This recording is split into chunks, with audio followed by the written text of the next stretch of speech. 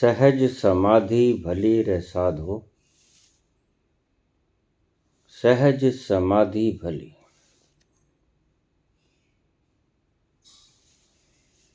इस शब्द का विस्तार से उल्लेख करने का कष्ट कीजिए बाबा। राजकुमार, नागपुर से।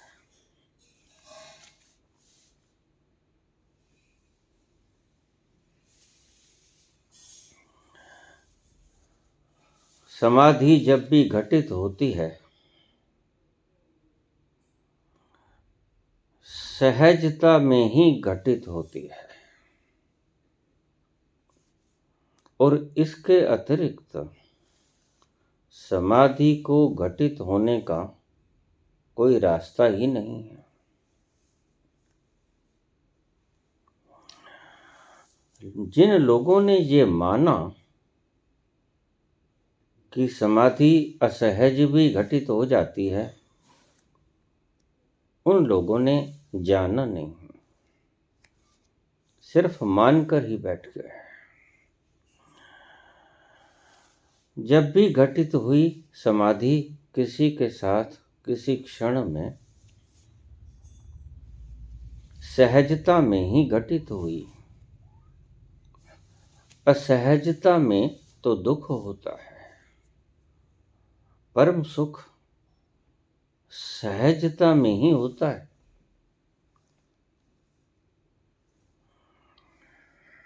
फिर वो सहजता दो प्रकार की हो सकती है। एक तो असहजता के दुखों से उपराम होके तुम असहज होके देख लो, असहज होके जी लो, और जब उससे परिणाम आएगा दुख, असहजता का परिणाम सदा ही दुख होता है। जब तुम असहज होके जियोगे तो तुम पाओगे दुख, और जब दुख पाओगे तो चैनल बदल जाएगा।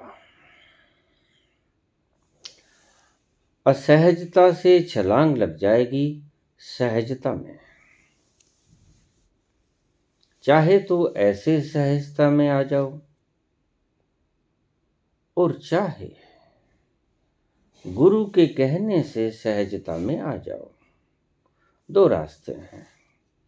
आना सहजता में ही पड़ेगा, क्योंकि समाधि परम सुख सहजता में ही मिलता है। जैसे वैराग्य चाहे भोग के दुखों को जानकर उमड़ जाए, ये भी एक रास्ता। और वैराग्य चाहे किसी गुरु के कहने से कि जीवन दुख है, जीवन अशांति है, जीवन में सुख है ही नहीं, इस बात को मानकर तुम में वैराग्य जग जाए। लेकिन अगर दूसरे से सुनकर तुम्हारे भीतर वैराग्य का जन्म होगा तो तुम बड़े सियाने हो। एक होता है अनुमान, एक होता है प्रमाण। किसी ने आग में हाथ डाला, उसका हाथ जल गया। वह तुम्हारे पास आया, जला हुआ हाथ दिखाया, और उसने सारी घटना बताई कि मैंने आग में हाथ डाला था, जल गया। उस अनुमान को आप प्रमाण मान लो कि ठीक इसने आग में हाथ डाला होगा, झुलस गया होगा, इसलिए मैं कभी आग में हाथ न डालूं। अनुभव दूसरे का, उससे भी तुम सीख सकते हो और खुद भी आग में हाथ डालकर जलकर जलने की पीड़ा सह के, घाव का दर्द सह के, उससे भी तुम सीख सकते हो। दो रास्ते हैं।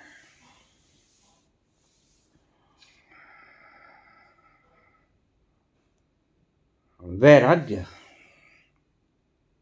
बुद्ध को जन्मता है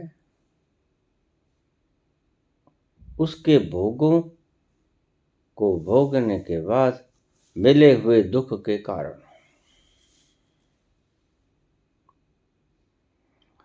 तुम्हें भी जगेगा अगर तुम्हारे पास पर्याप्त मात्रा में भोग की सामग्री है। लेकिन ध्यान रखो कि भोग साक्षित्व में होना चाहिए। अगर तुमने सोए सोए भोग लिया तो तुम्हें वैराग्य कभी पैदा नहीं होगा। जाग के भोगना होगा। भोग दुख देगा और वह दुख तुम्हारे जीवन को पलट देगा, जीवन के लिए क्रांति बन जाएगा। वह जाग कर भोगना। ऐसे तो तुम सारी उम्र भोगों में गवा देते हो, लेकिन बेहोशी में भोगते हो। उसका परिणाम आता भी है दुख, लेकिन तुम वो भी बेहोशी में स्वीकार करते हो। अगर जाग के भोग लो तो भोग पीड़ा देता है, भोग दुख देता है। यह भी जाग के ही जान लोगे। फिर तुम्हारे भीतर असली क्रांति का जन्म हुआ। सहज समाधि भली रे साधो, सहज समाधि भली। असहज समाधि तो होती ही नहीं। समाधि सदा जब भी घटी, किसी को भी घटी, किसी क्षण में घटी, सहजता में ही था वो उस वक्त। और तुम्हें भी जब घटेगी सहजता में ही घटेगी। सो ऐसी कोई समाधि नहीं होती कि एक सहजता की समाधि होती है, एक असहजता की समाधि होती है। ऐसा कुछ नहीं होता। समाधि सदा ही सहज होती है। हाँ, ये हो सकता है कि सहजता में आने से पहले तुम इतने असहज हो गए हो अपने जीवन में और जाग के देख लिया कि कुछ नहीं पाया दुख के सिवा। असहज होकर दुख के सिवा कुछ नहीं पाया तो तुम असहज में छलांग लगा दोगे और वो सहज होना तुम्हें समाधि तक ले जाएगा। भोग को भोग के वैराग्य हो या गुरु की बात मानकर वैराग्य हो, लेकिन वैराग्य के बिना मुक्त होने की आकांक्षा नहीं जगेगी। मुमुक्षा जगेगी जब भोग से दुख और दुख में वैराग्य जन्मेगा और वैराग्य से मुमुक्षा, मुमुक्षा से मुक्ति।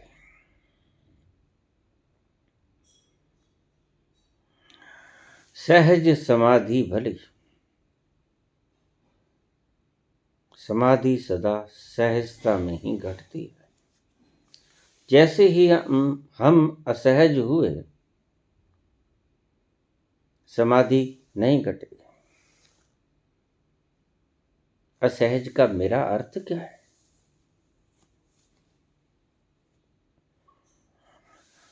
ये जप, ये तप, ये पूजा, ये प्रार्थना, ये फरियाद, ये तीर्थ यात्राएं, ये मंदिरों के दर्शन, ये ऊहापोह, ये शास्त्रों का व्याख्यान, यह भागवत सप्ताह की कथाएं असहज होने के मार्ग हैं। अगर तुम यही सुनते रहे तो असहज हो गए। कुछ भी तुमने किया, तुमने कुछ भी किया, उस वक्त तुम सहज नहीं थे। सहजता में तुम सिर्फ शांत होते हो। सहजता में तुम सिर्फ अंतर्मुखी होते हो। सहजता में तुम बहिर्मुखी होते ही नहीं। अंतर्मुखी होने का नाम ही सहजता है। और परम अंतर्मुखी होना, उस तल पर पहुंच जाना जो आपका अंतरिम अंतस्थल है। परम सहजता की आवश्यकता है। परम सहजता की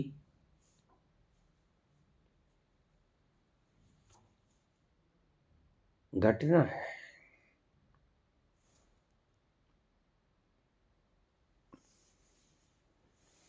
जब पलटू कहते हैं मेरी तो यही अर्जी, कर वही जो तेरी मर्जी। नानक कहते हैं जो तुध पावे सोई पलिकार। तो आपके इनके गहरे अर्थों को समझ नहीं पाते आप। इनके गहरे अर्थों में यही छिपा है कि मैं सहज हूं। जो भी करेगा, सुख दे, दुख दे, यश दे, अपयश दे, लाभ दे, हानि दे, जीवन दे, मृत्यु दे,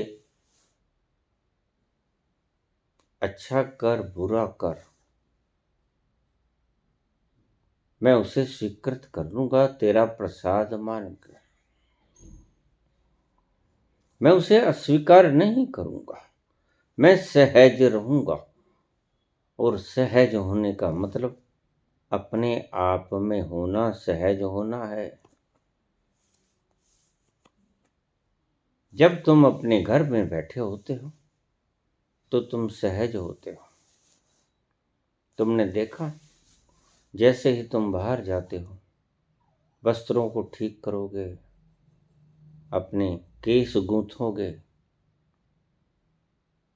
सेंट वेंट लगाओगे, टाई को ठीक करोगे, बेल्ट ठीक करोगे, फीते ठीक कसोगे,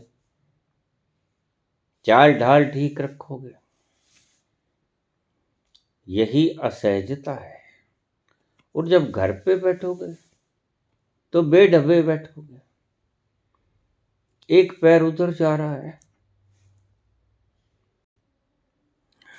दूसरा पैर उधर जा रहा है, पांव के ऊपर पांव रखा है, उल्टे सीधे लेटे हुए हो, सहज हो। जैसे शरीर अपनी स्थिति को बनाता है, वैसे ही तुम स्थिति को बना लेते हो। यह सहज अवस्था है।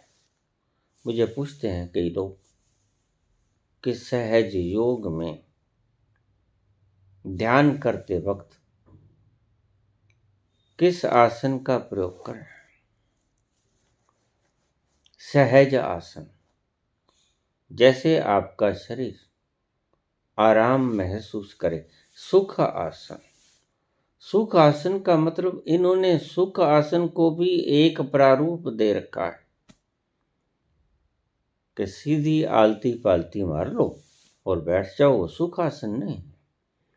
सुख आसन का मतलब तुम्हारा शरीर जिस आसन में सुख महसूस करे। लेट कर तो लेट जाओ, दीवार से पीठ लगा के लगा लो, आसपास तकिए लगाने लगा लो। ये है सुख आसन। सहजता में जैसे शरीर बैठना चाहता है वो होता है सुख आसन। सहज समाधि भली। अगर देखोगे जिसको भी मिला सहजता में मिला, वो सहजता बुद्ध के कठिन उपवास के बाद उपवास से विरक्ति के कारण पैदा हो गई हो।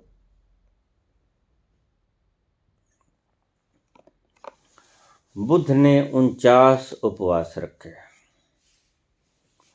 शरीर कृष्ण तनु हो गया, काला पड़ गया उसका सुंदर चेहरा, सारा शरीर नीला काला, मुरझाया हुआ चेहरा, और ऐसा लग रहा था जैसे मांस नाम की चीज इस व्यक्ति के शरीर पर हो ही नहीं। जिस दिन संकल्प किया निरंजना नदी में पानी को ला न सके, गिर पड़े, तो समझ आई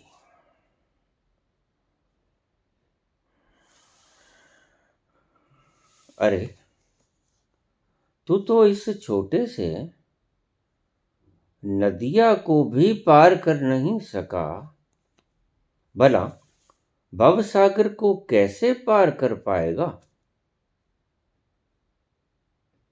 ज्ञान हुआ और मन में संकल्प किया कि अब मैं उपवास छोड़ दूंगा। सौभाग्य से सुजाता नाम की कोई स्त्री जिसने कोई मन्नत मानी थी, उसकी मन्नत पूरी हो गई थी। वो खाना लेके आई थी और बुद्ध ने वो खाना खाया, पेट भर के खाया। नींद आ गई, बहुत दिनों का भूखा था। खूब मजे से सोया, घोड़े बेच के सोया।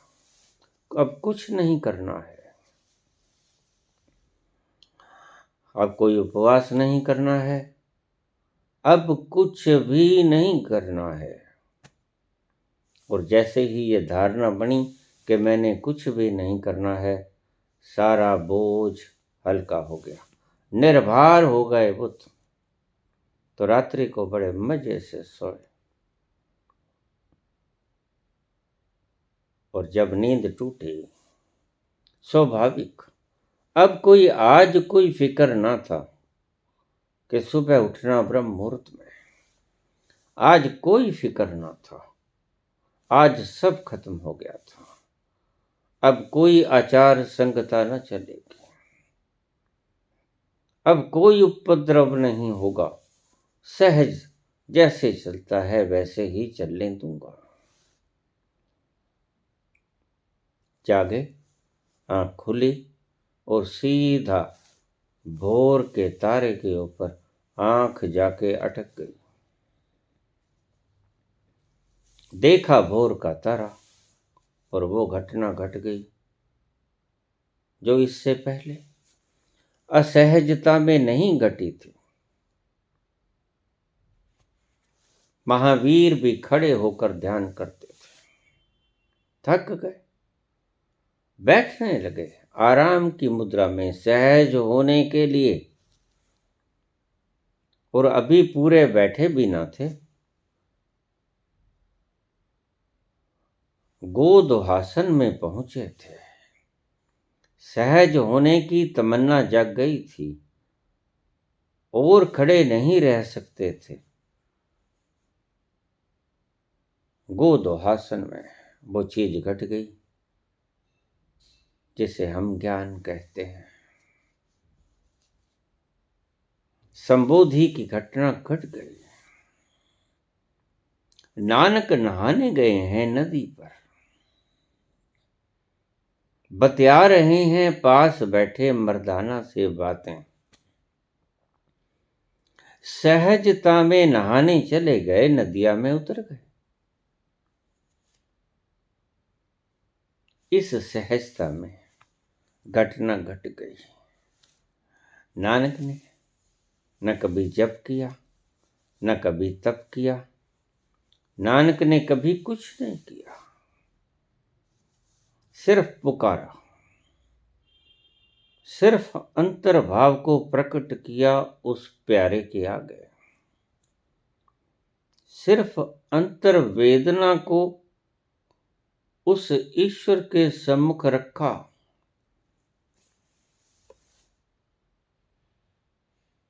अपनी प्यास प्रकट की, गीत गाए, पुकार की, कभी कुछ जप तप, न माला फेरी, न कुछ किया,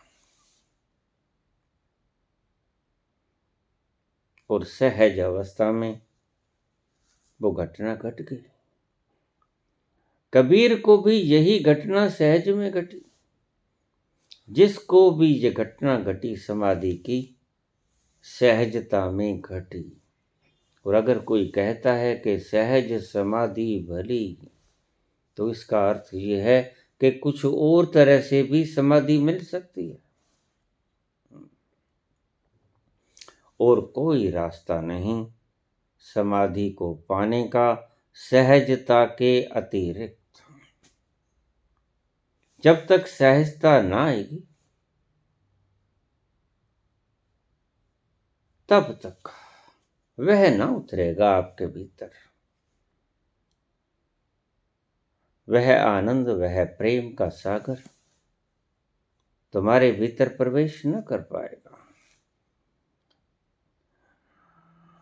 तो देखना, अगर आप चूक रहे हो बार बार, क्योंकि वह तो सदा मौजूद है, वह तो चारों तरफ बिखरा हुआ है आपके रोम रोम में, बाहर भीतर वही है। लेकिन फिर भी आपको वो घटना क्यों नहीं घट रही? एक ही कारण है, आप अभी तक असहज हो। आप अभी तक सहज हुए नहीं। जैसे ही आप सहज हुए, वो घटना घटने में अगला क्षण नहीं लगाएगी। जैसे मैंने आपको पहला कहा कि एक ईंट को पकड़े आप ऊपर खड़े हो 10वीं मंजिल पे, जैसे ही आप उसको ग्रिप में लिए खड़े हो, आप असहज हो। आप उस पर फोर्स लगा रहे हो उस ईंट को पकड़ने के लिए और चिल्लाए जा रहे हो कि मैं इस ईंट को नीचे गिराना चाहता हूं। ना गिरेगी। क्या करना होगा? सहज होना होगा। पकड़ असहजता का परिणाम है। ईंट को पकड़ना, बल लगाना असहजता का परिणाम है। जैसे ही तुम सहज हुए, सहज का अर्थ रिलैक्सेशन। अगर ठीक ढंग से सभी प्रकार से सहजता का अर्थ किया जाए तो इसका अर्थ होगा विश्राम। जैसे नींद में हम सुध बुध खो देते हैं, सारी पकड़ छोड़ देते हैं। परिश्रम रहित होना,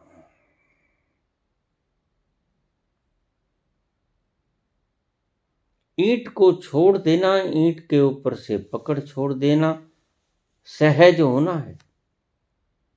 और जैसे ही आपने पकड़ छोड़ी, आप देखोगे मुट्ठी खुल जाएगी, सहज हो जाओगे। जब तक ईंट पकड़ रखी थी तब तक आप अपना बल उसके ऊपर लगा रहे थे और चिल्लाए जा रहे थे कि मैं इस ईंट को नीचे फेंकना चाहता हूं। लेकिन उसका फार्मूला आपके ही पास। ग्रिप को ढीली करो। ये जो बल लगा रहे हो, यह जो परिश्रम कर रहे हो, इस ईंट को न गिरने देने का कारण बनता है। इस परिश्रम के कारण पकड़ मजबूत होती है और पकड़ मजबूत होने के कारण यह ईंट नीचे गिर नहीं पाती, बूंद समुद्र में समा नहीं पाती। सहज हो जाओ। अगर उस सहज में डूबना है, अन्यथा लाखों जन्मों तक भटके जाओगे, उस परम प्यारे को न पाओगे। सहजता ही तुम्हें वहां तक पहुंचाएगी, असहजता ही तुम्हें वहां जाने से रोकेगी। एक ही मंत्र है, रिलैक्स।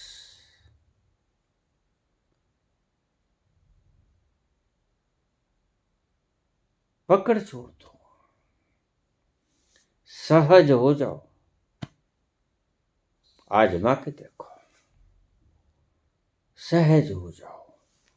और जैसे ही आपने सहज होने का प्रयास किया, मन आपको बताएगा कि मैं कहां कहां उलझा। मन, लोग कह देते हैं बाबा हमारा मन बड़ा चलता है। ये चलता नहीं, परेशान नहीं करता। ये तुम्हें बताता है कि मैं कहां कहां पकड़ बनाए हुए हूं, उन सब पकड़ों को छोड़ दो। शुभ है, तुम्हारा मन तुम्हें बताता है कहां कहां पकड़ बाकी, वहां वहां से पकड़ को हटा लो। विश्राम में आ जाओ, सहजता में आ जाओ, तो समाधि दूर नहीं है।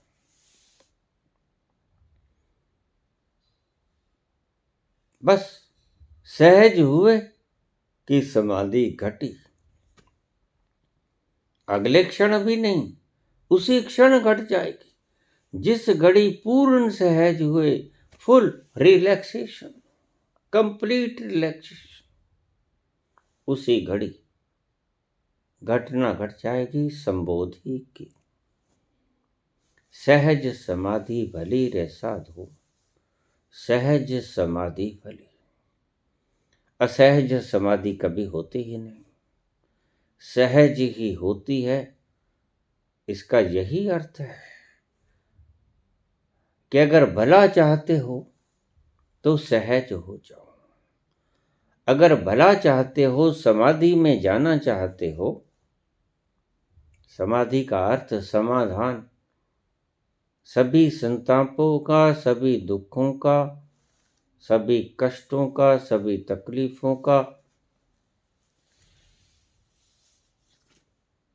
समाधान समाधि में हो जाता है। और समाधि सहजता के बिना घटती नहीं। सहज हो जाओ। असहजता में कभी समाधि नहीं घटित होती। जैसे दौड़ते दौड़ते तुम विश्राम में होते नहीं, हो ही नहीं सकते। दौड़ोगे तो विश्राम में नहीं होगे, थकोगे, ठहरना पड़ेगा। आराम लेने के लिए ठहरना पड़ेगा। समाधि परम विश्राम है, समाधि परम आराम है। अगर चाहते हो समाधि घटे तो सहज हो जाओ। सहज समाधि भली रे साधो, सहज समाधि भली। इसका यही अर्थ है और दूसरा कोई अर्थ नहीं। जिसको भी घटी आज तक घटी सहज होके घटी, वो चाहे सहजता के असहजता के दुख के परिणाम स्वरूप घटी, चाहे सीधी सीधी घटी।